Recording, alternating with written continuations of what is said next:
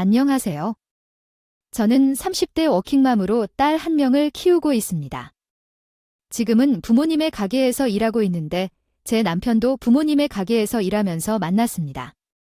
남편은 우리 부모님의 가게 인테리어 공사를 도와주신 사장님이었습니다. 아직 어리지만 꼼꼼하고 성실한 성격으로 일을 잘하셔서 부모님께 마음에 드셨어요. 사장님이 우리 딸과 나이가 비슷한 것 같아서 한번 만나보자고 제안해 주셨는데 작은 회사에서 견모를 봐야 한다고 하시더라고요. 딸이 착한 아이라 다행이에요. 이미 제가 관심을 가지고 있었지만 미리 연락을 드려도 될까요? 이렇게 미리 말씀해 주셔서 감사합니다. 남편을 마음에 들어 하신 부모님께서는 우리를 밀어주셔서 잘 지내고 있습니다.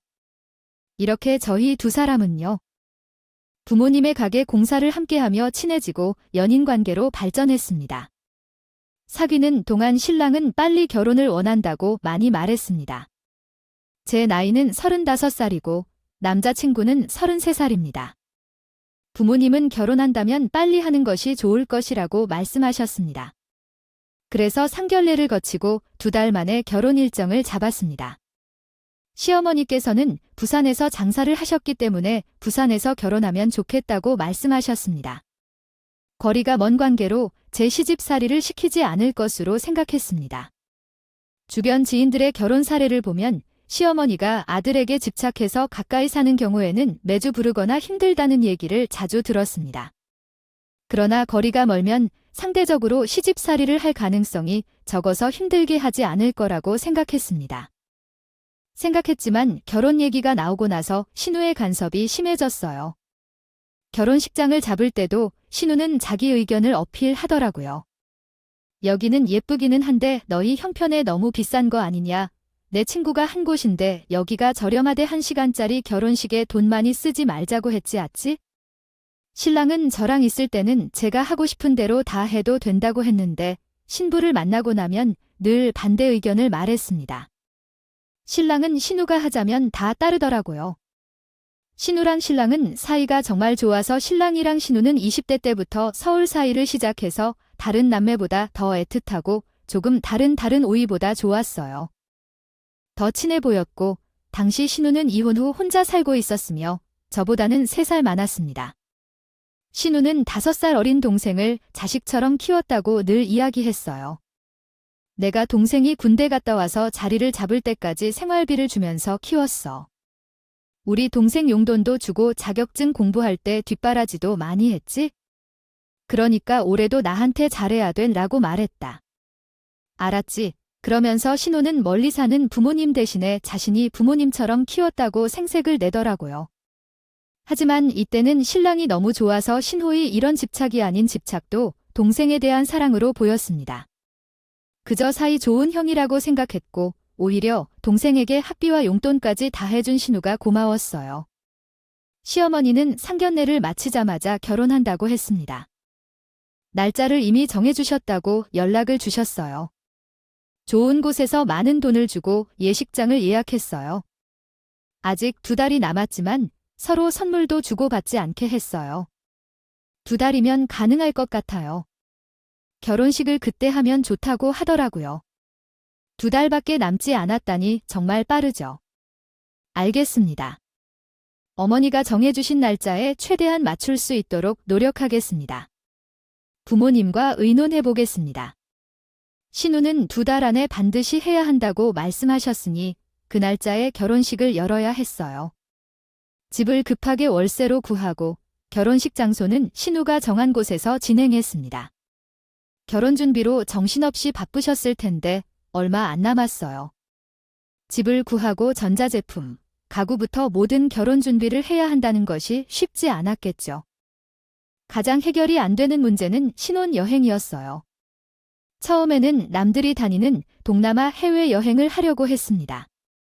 요즘은 다들 제주도보다 해외여행으로 가잖아요. 하지만 요즘 환율 때문에 신랑의 인테리어 공사 대금을 못 받아서 현금이 부족한 상황이었습니다. 그래도 저는 할 수 있으면 신혼여행을 가려고 생각했어요. 인생에 단 한 번 있는 신혼여행이니까요. 결혼식보다는 신혼여행에 더 큰 기대를 가지고 있었고 사실 저도 직장 다니면서 동남아에 한 번도 가보지 못한 풀빌라나 리조트도 가보고 싶었거든요. 하지만 신랑은 제가 신혼여행 어디로 갈래라고 물을 때마다 고민이 많았습니다.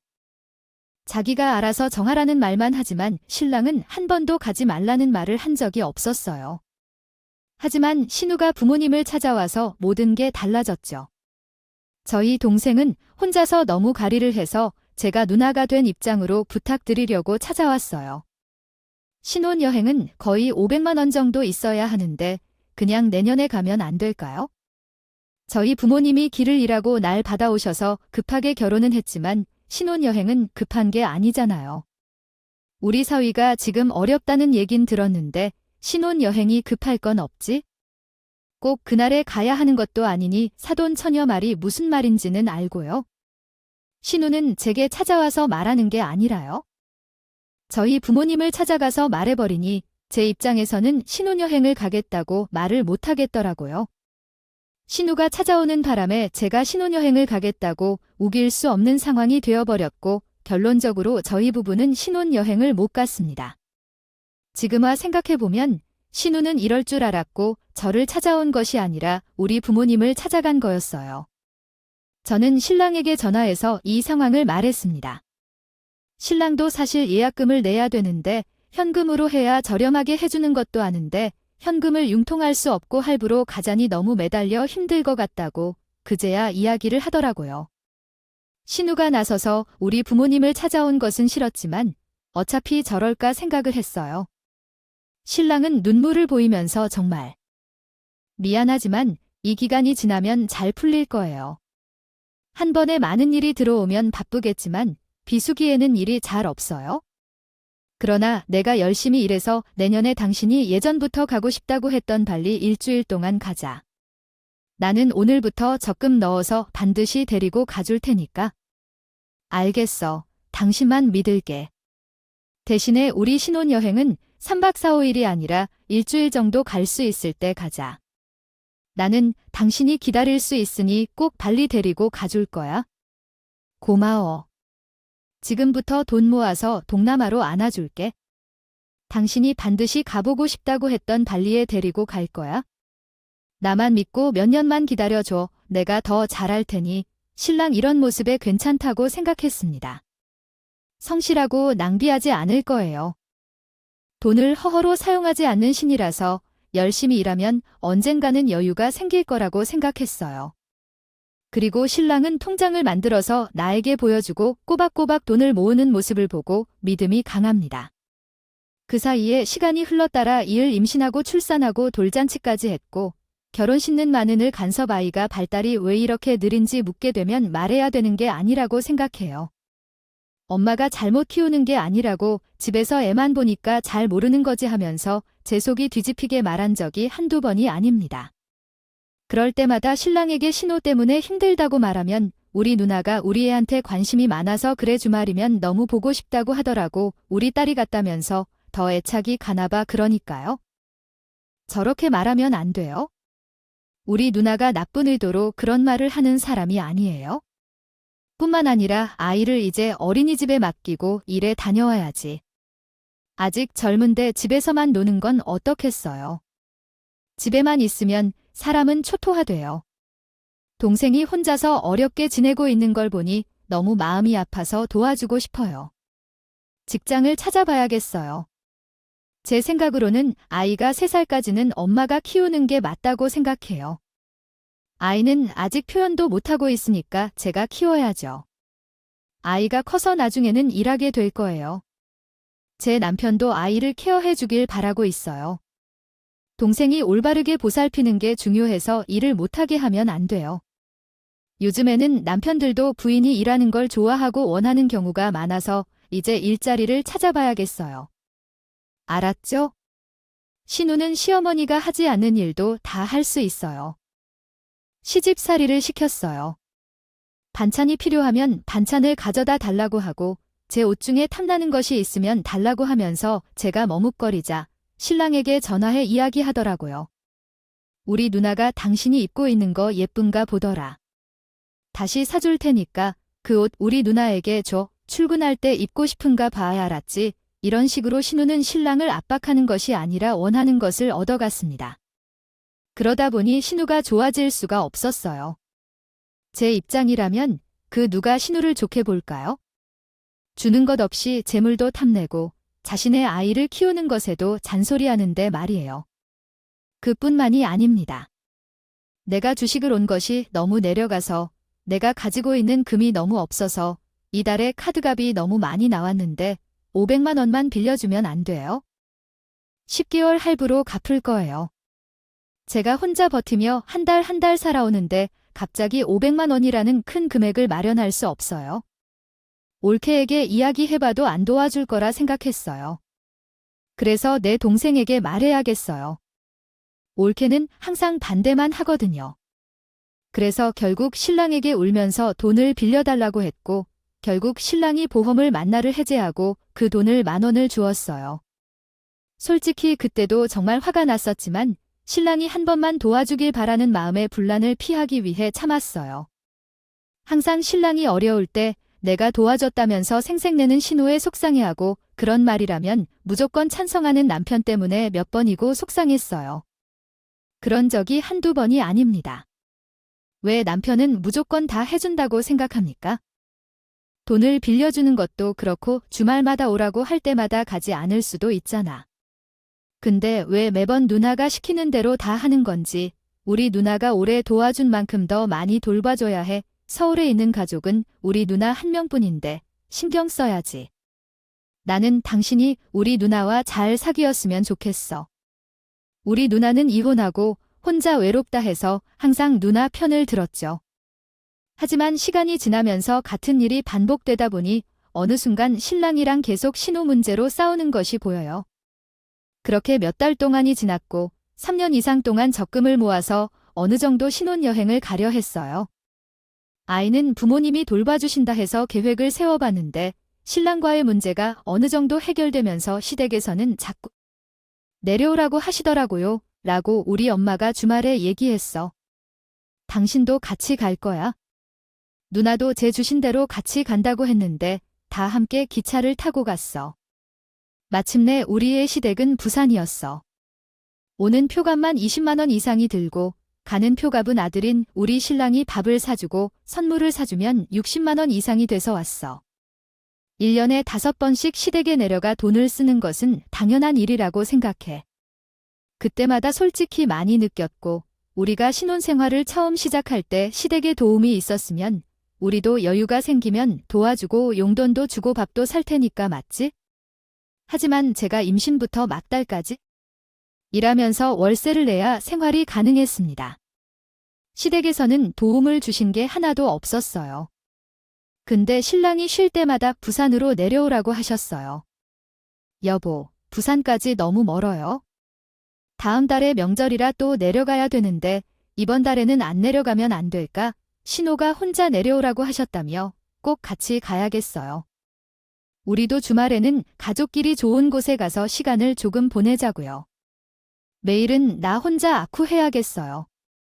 아, 평일에는 내가 당신이랑 딸에게 잘 해주잖아. 그리고 누나가 혼자 내려오라고 하신 건 아무래도 며느리 눈치를 보시는 것 같은데요. 당신이 힘들면 내가 혼자 갔다 올게요. 저희 신랑은 한 달에 2번 시켜서 육아도 독박으로 하고 있어서 신랑이 온 날에는 아이랑 같이 대해주면서요. 가족끼리 함께 시간을 보내고 싶었지만 신랑이 쉬는 날마다 바쁜 일정으로 인해 저희 가족끼리 시간을 보낼 수 없었습니다. 또한 신우는 항상 시부모님을 방문할 때 신랑을 데리고 가서 혼자 가지 않았습니다. 나는 혼자 부산에 가면 심심할 것 같아 엄마도 아들을 보고 싶어 하는데 그래서 함께 내려가자고 연락을 받았습니다. 그리고 엄마가 요청해서 가게를 도와달라고 내게 연락이 왔는데 함께 가자 하면서 반드시 신랑과 함께 부산에 내려갔어요. 시어머니도 매번 전화해서 너희 신우가 서울에서 외로워한다. 잘 챙겨주고 밥도 같이 먹고 주말에 심심하면 자주 부르라고 조언했습니다. 그리고 이번에 부산에 내려갈 때는 신우도 꼭 데리고 오라고 했어요. 아이가 좀 컸으니 너도 함께 내려올 수 있겠지요. 아들이 혼자 운전해서 내려올 것 같은데요. 너무 힘들 것 같아 함께 운전해서 내려오자고 하시는 거죠. 거의 반년 동안 매달 한 번씩 부산에 내려갔어요. 차로 5시간이 넘게 걸리는 거리인데 다들 아시죠? 거기 신집까지 가서 신우를 태워서 오는 길에는 시간이 더 걸렸어요. 이제 시댁과 함께 시간이 많이 걸리는 장거리를 매달 가니까 솔직히 돈도 많이 들었고 피곤하기도 했습니다. 1시간 거리인 친정도 한 달에 한 번 갔는데 말이죠. 시어머니는 여러 가지 이유로 우리 부부와 신우를 부르셨어요. 손가락이 아파서 김장을 할 수 없다고 와서 도와달라고 하셨어요. 원래 시댁은 아는 분한테 김치를 사서 드셨어요. 여태까지 김장을 한 적도 없는 집인데 갑자기 전화가 와서 올해부터 김장을 해야겠다며 올해부터 우리 가족 모두 내려오라고 하셔서 저는 너무 황당했어요. 저희 신랑 말로는 한 번도 엄마가 김장한 걸 본 적이 없는데 갑자기 김장한다고 웃더랬어요. 한 번도 하신 적 없는 김장을 하실 거라고 하니 제 입장에서는 좋지 않았어요. 그뿐만이 아닙니다. 집에 전가 나가서 갈아야 하는데 나는 못하니까 나들아. 내가 와서 좀 갈라다. 그리고 이번에 이모들이 부산에 온다더라고 해요. 너희도 이때 아니면 언제 이모들 보겠어? 온 가족 다 같이 얼굴 봤으면 좋겠어요. 애를 데리고 내려오세요 등등 여러 가지 이유로 아들을 부산에 내려오라고 하셨는데 그때마다 신우는 같이 동행했습니다. 제가 같이 못 내려갈 때는 기차를 타고 내려갔는데요. 그때 기차 표값은 신랑이 지불했어요. 결제를 하자마자 돈이 2배로 빠져나갔다. 기억하기로는 기차 표값만 30만 원이 넘었는데 얼마나 자주 부산에 다니는지 알겠죠. 신호가 특실 기차 좌석을 좋다며 결제하라고 말했어요. 솔직히 한 번에 본인이 결제해도 되는데 꼭 저희 부부에게 시키는 것이라고 하더라고요. 나는 기차표 결제하는 방법을 잘 몰라서 어린 올케가 대신해주길 요청했어요. 내가 못하니까 잘하는 올케가 하는 게 맞다고 하더라고요. 그래서 한 번은 기차표를 구매하고 나서 알아보았는데 그럼에도 본인은 못한다고 결제를 저희 부부에게 미뤄달라고 해서 매일 옷을 사는 건 잘하지만 이러다간 신우와의 관계가 좋아지지 않을 것 같다고 생각했어요. 어느 날은 시어머니가 신랑에게 전화를 걸었다. 걸어다니면서도 음식을 먹어도 속이 좋지 않아 제대로 먹지 못하니 살도 빠지고 에너지가 없네요. 어제는 너무 혼란스러웠고 시어머니가 걱정하시더라고요. 이번에는 시어머니가 속이 너무 안 좋다는 이유로 우리를 불러서 저와 제 남편을 모시고 병원에 가서 내시경을 하고 별 다른 문제가 없다는 의사 선생님의 말을 듣고는 아프다고 할 정도로 모르는 척하시는 의사 선생님을 보고 어머니가 아프시다는 말을 믿을 수 없었어요. 나만이 아닌 누구든지 그 모습을 본다면 시어머니가 아플 것이라는 말은 믿을 만하겠죠. 전화로 내가 요즘 제대로 못 먹어서 맛이 없어서 내가 반찬에서 내려놓으면 좋을 것 같다고 했는데 이는 맞게요? 그나마 너가 해준 건 잘 먹을 수 있을 것 같아. 우리 아들이 내 음식을 잘한다고 칭찬하던데 좀 해서 부산에 가져오라고 하시더라고요. 저도 시어머니가 아프셔서 반찬을 만들어 내려갔는데 막상 보니 너무 안색이 좋지 않았어요. 살이 빠졌다고 하는데 전혀 그런 모습이 아니었어요. 이런 일이 반복되다 보니 저도 지쳤어요. 시어머니가 자주 아파 매번 내려가는 것이 힘들었고 아이가 있어서 어느 순간 신랑이랑 둘이 차를 몰고 내려가는 일이 많아졌어요. 이번에도 시어머니가 독감으로 많이 아프다고 전화가 계속 왔습니다. 요즘 독감이 유행이라고 하더라고요. 열도 나고 머리도 아프고 온몸도 부서져서 병원에 가서 약도 받아왔는데도 영심이 나지 않아. 엄마, 주말에 내려갈 거예요. 가설린 거라도 한 대 맞고 싶어요. 주말에 누나와 함께 갈 거라고요. 괜히 애들과 함께 가서 울지 않게 하려고 저만 갈 거예요. 옆에서 통화 내용을 듣고 남편에게 또 가냐고 화를 냈습니다. 2주 전에도 속이 안 좋아서 내려갔다 왔는데 당신은 또 가려고 하는데 어떻게 이렇게 자주 이러는 거죠? 부산에 살아도 이렇게 자주 갈 수는 없을 것 같은데 부산이라도 같은 경기도도 아니고 왜 이렇게 자주 오라고 하시는 건지요? 솔직히 말해서 한 달에 부산 왔다 갔다 하는 돈이 생활비의 절반이에요. 엄마가 아프시다고 하잖아. 자식으로서 부모가 아프다고 하면 안 갈 수 없잖아. 엄마 진짜 목소리가 안 좋아. 다음 달에는 대신 안내 자리에 가겠습니다. 이번에만 갔다 왔습니다. 매번 신호 우리가 내는 기차에 많이 돈을 쓰는 것 같습니다. 한두 번이면 몰라도 벌써 10번이 넘었습니다. 당신 집에서 돈을 혼자만 사용하는 것을 알면서도 계속해서 그렇게 하다 보니 너무 아쉬워요. 저도 신랑과 쉬는 날에 함께 놀러 가고 싶어요. 저도 쉬는 날이 흔치 않은데 매번 그런 식으로 당신을 불러가는 것은 정말 너무합니다. 엄마가 아프지 않다고 당신은 그것도 이해하지 못해요. 신우의 표값이 얼마나 드는지 쪼잔하게 다시 요구하는 건 정말 어처구니 없네요. 당신은 제 누나가 처음 자리를 잡을 때까지 생활비를 다 해준 적이 있었는데 그 정도도 못하고 싶습니다. 제가 신랑과 함께 시댁에 같이 가자고 제안한 적이 없는데 계속해서 그러지 말아주세요. 신랑은 이번 주말에 다시 신우와 함께 내려갔습니다. 친정 부모님도 독감에 걸렸다고 하네요. 걱정을 했겠지만 병원에 가다가 금방 출산하고 제가 걱정할까 봐 아파도 전화를 안 하셨는데 시어머니는 독감에 걸렸다고 하여 매일 신랑에게 전화하고 매일 오는 소리를 해서 신랑이 가지 않을 수 없겠죠. 시어머니는 평소에도 꾀병을 자주 부르셨어요. 60대 후반이면 허리가 아픈 것도 정상인데 매일 허리가 아파서 에어로빅을 다니고 사우나를 다니셨습니다.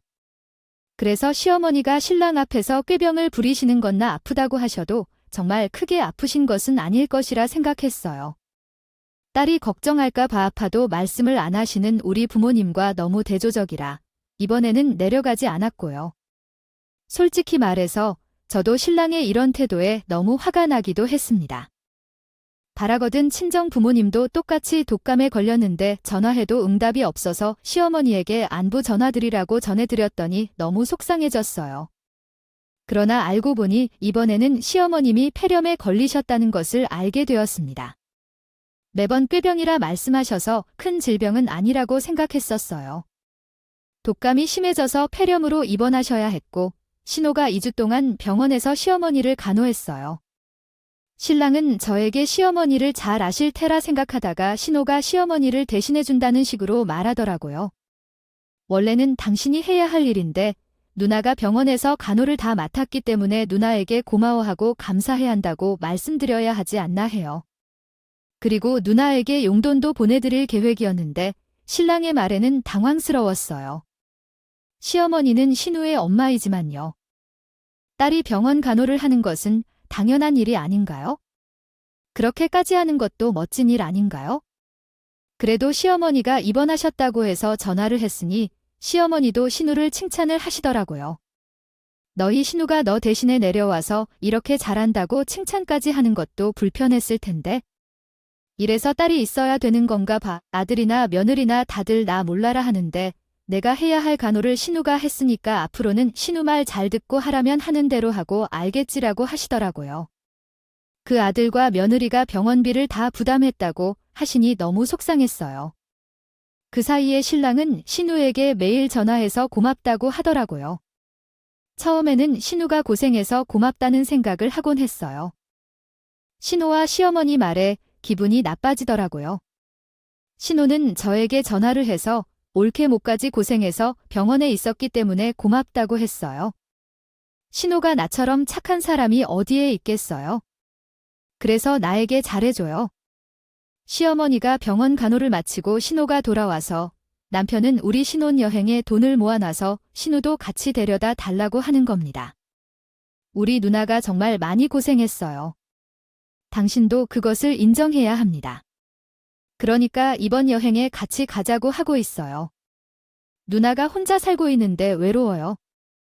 우리 신혼여행도 가지 못했고 결혼 후 처음 가는 여행인데 왜 신우를 데려가며 우리 여행을 끼워 넣으려는 거야? 누나도 다 할 수 있는데 부러워하고 있어요. 우리도 그렇지만 누나도 제대로 된 여행에 가야 할 거 아니에요? 적이 없어서 그래서 솔직히 같이 가요. 누나 덕분에 편한 부분도 있었잖아. 가을에는 가족들과 함께 단풍 보러 가고 싶었는데 시어머니가 아프시다고 해서 신우가 고생한 것은 사실이지만 그래도 가족들과 함께 가고 싶었거든. 이번에만 누나랑 함께 가자. 누나도 함께 가고 싶대. 우리 여행을 가기로 했다는 얘기니까 눈물을 흘리면서 부럽다고 하면서 말이야. 그래서 이번에는 제주도로 함께 가자. 알았어. 신랑이 말한 대로 알았다고 했고 제주도로 가기로 했어요. 신랑이 여행 준비를 할 테니 저는 집에서 머물러도 된다고 하더라고요. 신우를 데리고 가서 미안해서 그래서 신랑이 여행을 하나보다 말았고 좋지 않았다며 신우를 데리고 갔습니다. 전날까지 일한 신랑 대신 저가 운전을 하고 있었어요. 신우를 태우고 공항으로 가자고 했더니 신우가 부산에 가야 된다고 말했어요. 그래서 공항이 아니라 고속도로를 타라고 하더군요. 이때 제게 지금 뭐라고 하셨어요? 하면서 말했습니다. 저희가 제주도로 가기 위해서는 당연히 김포공항으로 가야 한다고 했죠. 왜 부산으로 가려고 해요? 김포에서 제주도로 갈 수 있는데요. 여보, 우리 제주도로 가는 거 아니야? 신랑이 말했었습니다. 나한테 비행기 표를 예약했다고 했었는데요. 너무 놀라서 신랑에게 제주도로 가는 거 아니냐고 했더니 신랑은 이제야 말했습니다. 아니, 제주도는 너무 비싸고 당신 시댁에 오랜만에 가지도 않았잖아. 그래서 짐같이 싸기에 늦었으니까 고속도로로 시댁에 가자. 제주도는 내년에 가면 되지 않겠어? 그러니까 부산으로. 운전해서 아니 제주도 다 예약했잖아. 근데 갑자기 이렇게 되면 어떻게 해야 할지 모르겠어. 발리도 아니라고. 제주도 가는데 이런 걸로 지금 그런데 제주도에도 못 가고 호텔과 렌터카 다 예약했다고 말했잖아. 내가 다 취소했고 부산에 가서 호텔 가면 제주도든 부산이든 비슷한 것 같으니까 부산으로 갈래. 어젯밤 늦게 도착했다는 걸 알아? 그냥 부산으로 가자. 남편은 아무 말도 없이 제주도행 비행기표를 취소했다. 난 제주도로 가는 줄 알았었는데 갑자기 시부모 집으로 가야 한다는 거지. 너무 화가 났고 너무 화나서 김포공항까지 운전하고 왔어. 아니, 지금 왜 공항으로 가려고 하지? 우리 부산으로 여행지를 바꾸었잖아. 부산으로 가서 내려가야지. 왜 이 길로 가서 공항에 가려고 해? 더 빨리 부산으로 가면 되는데? 가지 말고 내 말을 들어. 이 길은 아니라고.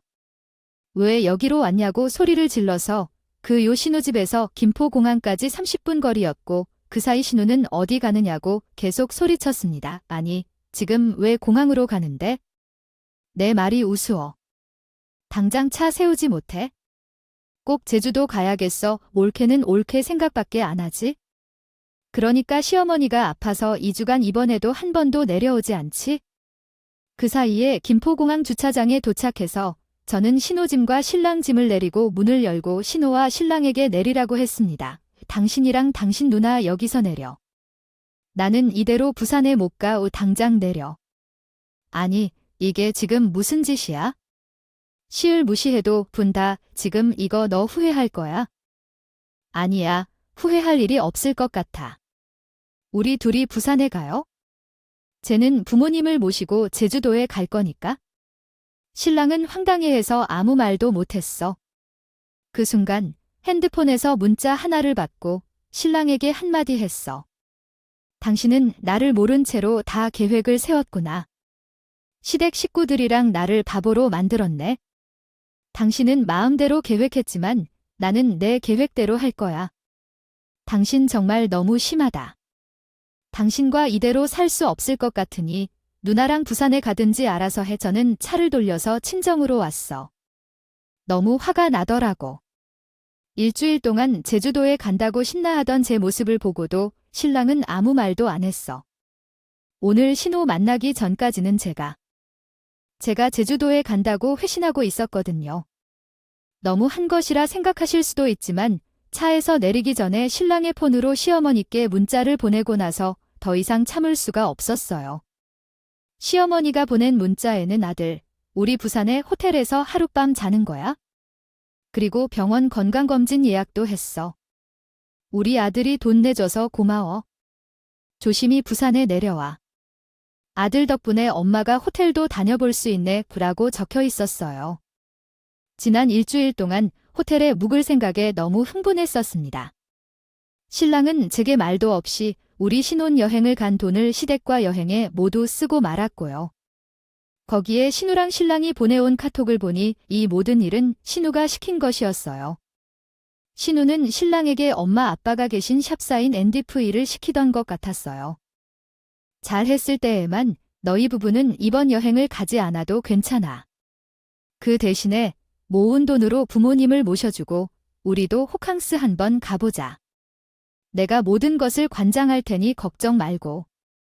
또한 이번에 엄마가 병이 드신 것을 보니 건강검진도 받아야 할 것 같아. 신우는 모은 돈으로 시부모님을 모시고 부부끼리 제주도에 가지 말고 부산에 새로 생긴 호텔에 이동하여 여행하자고 했지만 신랑은 저한테 말없이 신화여행을 가려고 모은 적금을 주었습니다. 신우는 평소에 신랑에게 자기의 말을 잘 들어야 된다고 이야기하며 이사를 가려 할 때도 자기 집이랑 멀어진다고 반대했습니다. 주말에 여행을 갈 때도 자기와 함께 가라고 하며 이러한 생활이 계속되자 함께 여행하는 것에 대해 얘기해 주세요. 저도 더 이상 참을 수 없게 되었어요. 신랑이랑 부부 싸움을 자주 하지는 않았지만 항상 싸울 때 문제가 되는 건 신호였습니다. 아니, 주말에 우리 둘만의 데이트가 좀 안 돼. 나랑 영화 보러 가기로 했잖아. 엄마가 우리 신혼생활이 짧아서 우리 둘만의 데이트하고 아기도 봐주신다는데 꼭 그 자리에 신우도 데리고 와야 돼. 아니, 누나도 그 영화 보고 싶다고 얘기해서 같이 시간을 보내면 재미있으니까 같이 가자고 불렀지? 우리 누나 혼자 사니까 주말에는 할 게 없잖아. 당신은 정말 누나밖에 모르는구나. 그렇게 누나가 좋으면 누나랑 살지 왜 나랑 결혼했어? 처음에는 남매 사이가 좋아서 좋았는데 이제는 남편애. 신우에게 빼앗긴 기분이야. 당신 정말 너무해. 당신이 좀 이해해주면 안 돼. 우리 누나야. 이제 당신이 가족이잖아. 남처럼 생각하지 말고 가족이라고 생각해야 해. 이렇게 배척하면 안 되지. 우리는 매일 같이 살았잖아. 근데 뭐가 문젠데? 이런 식으로 4년이 되다 보니 저는 더 이상 참을 수가 없었던 겁니다. 신우랑 남편을 공항에 내려주고 비행기를 타고 신랑은 신우와 부산으로 갔고 나는 모든 짐을 싸서 친정으로 갔습니다. 그렇게 주말이 지났고요. 그 사이 신랑은 저에게 문자로 막말을 해왔어요. 제가 시어머니 전화도 신전도 받지 않았거든요.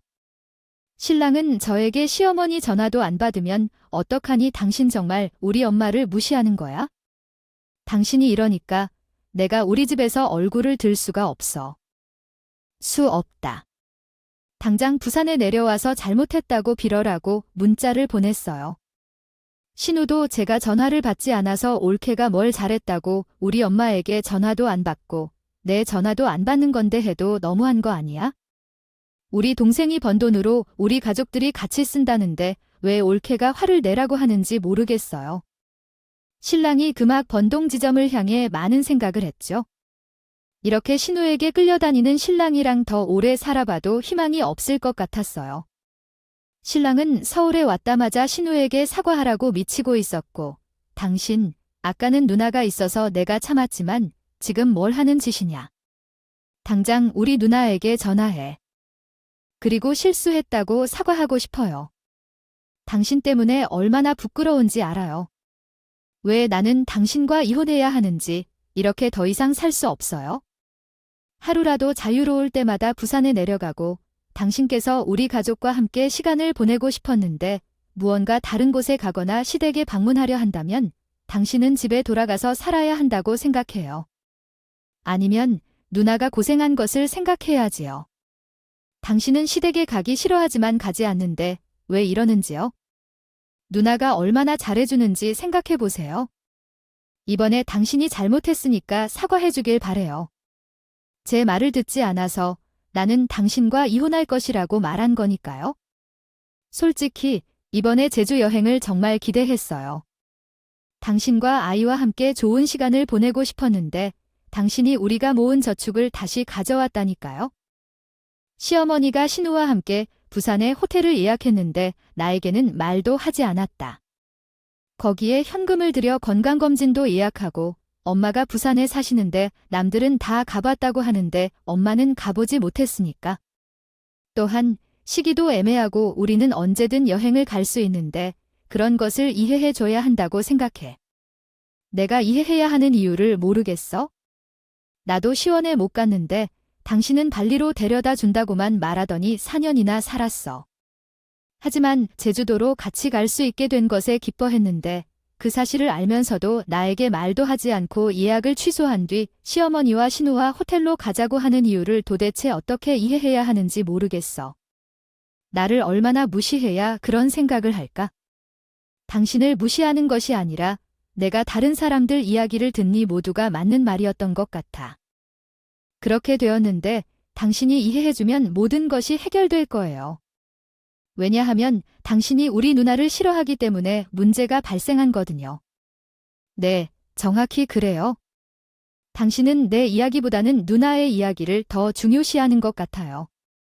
그래서 누나와 함께 살아가기 어려워졌어요. 나는 더 이상 당신 누나의 얼굴을 보고 싶지 않다면서 우리가 당신 누나 때문에 이혼하게 되었어요. 그렇게 해서 우리 부부는 이혼했습니다. 나는 남편이 서울로 오기 전에 이혼 합의서를 작성했고 남편에게도 작성하라고 요청했어요. 하지만 남편은 끝까지 자기가 잘못한 것이 없다며 제가 신호를 무시하고 시댁을 무시해서 이혼을 결정한 것이라고 크게 말했어요. 계속해서 자기 누나 때문에 우리 부부가 이혼한다는 사실을 이해하지 못했어요. 시어머니는 우리 부부의 이혼 소식에 충격을 받으셨는데 왜냐하면 자식까지 해당되어 이혼하게 된 이유가 어려웠기 때문이에요. 참으라고 하셨어요. 아니, 딸도 있는데 이혼하면 아이가 얼마나 상처받겠어. 다시 한번 생각해봐요. 우리 아들이 바람을 피운 것도 아니고 서로 화한 게 있으면 풀어야지. 싸웠다고 바로 이혼하면 어떡하니? 우리 손녀를 생각해서라도 이혼은 하지 말라며. 어머니, 그동안 말씀 안 드렸는데요. 우리 가족한테 주말이 없었어요. 주말마다 신랑은 집에 없었거나 시댁에 간다고 없고 이번에도 저랑 신혼여행 겸 제주도 가려고 한 건데 신우랑 신랑 마음대로 부산 여행으로 바꾸더라고요. 저는 저보다 신우를 챙기는 신랑이랑은 못 살아요. 아니, 나는 너희 부부끼리 다 이야기가 된 줄 알았어. 내가 너희 신우한테 한 소리 할 테니까 이혼하지 말라고 말했어요. 너희 부부 사이에 간섭하지 말라고 요청한 건 이혼할 아들만 있다. 호랩이 만들기 싫다는 요청을 했는데 혼만은 참아다 아니요 어머니 그 사람은 저를 선택했어요. 이번 여행뿐 아니라 항상 제 말은 무시하고 신우의 말에만 복종하시니 저는 제 신랑인 신우의 남편인지를 알 수가 없었어요. 이사도 못 가게 하고 주말마다 우리 가족 여행도 못 가게 하시고 다 본인이랑 안 하면 난리치시고 이제 이 가족에서 떠나려 합니다. 신우 때문에 신랑이랑 안 살고 싶다고 말했고 지금까지 있었던 모든 이야기를 다 했는데 시어머니께서 놀라셨어요. 주말마다 신우 집으로 오라가라 한 일들에 대해서도 이사 가려 하니 가지 말라고 하셨어요. 신랑에게 돈을 빌린 후에 갚지 않은 것, 재물을 빼앗은 것, 그리고 이번 여행도 사실은 우리 신혼 여행 적금이 있는데 신우가 마음대로 부산 호텔을 예약하여 이제는 다시 안 보고 싶다고 말했습니다. 나는 우리 딸이 너에게 그러한 줄 몰랐어. 알았으면 그렇게 하지 말라고 했을 텐데. 만약 내가 우리 집이랑 거리 두고 싶다면 그렇게 하자 하지만 우리 아들 호래비는 만들지 말아라. 너도 아이를 생각해야 한다. 이혼이 전부가 아니지 않니? 아니요. 신랑은 신우 말이라면 언제 돌아설지 모르고 여러 번이나 우리 가족을 먼저 생각하라고 말했는데 신랑은 변하지 않는다고 해요. 벌써 4년이나 저는 참았습니다. 모든 이야기를 모르고 있던 시어머니는 신우를 혼냈다고 했어요. 하더라도 그렇게 자기 마음대로 못해서 이혼까지 해놓고 동생까지 이혼을 시켰다고 화를 내셨습니다. 다음날 신우가 전화해서 잘못했다고 이혼은 하지 말라고 부탁했다고 하더라고요. 옳게 내가 다 잘못했어. 엄마한테도 많이 혼났어. 빌려간 돈도 갚고 내 물건을 부산으로 가져갈게. 더 이상 옳게 집에 간섭 안 할게. 이혼만을 하지 말아주세요. 우리 동생도 후회할 거예요. 내가 정말 잘못했어. 한 번만 봐주세요. 제가 왜 저보다 자기 누나가 소중하다는 사람과 같이 살아야 하는지요. 이제 더 이상 저를 찾아오지 마세요. 우리 부모님 가게도 마찬가지예요. 다시는 안 보고 싶어요. 그렇게 동생이랑 살고 싶다고 했는데 두 분이 원하면 가게 사세요. 전 빠질 테니까. 신랑은 처음엔 자기 누나에게 함부로 말하고 호들갑을 떨었지만 이혼을 하겠다고 도장을 찍었으나 지금은 후회하고 있는 중입니다. 당시에는 화가 나서 제대로 생각을 못했어요.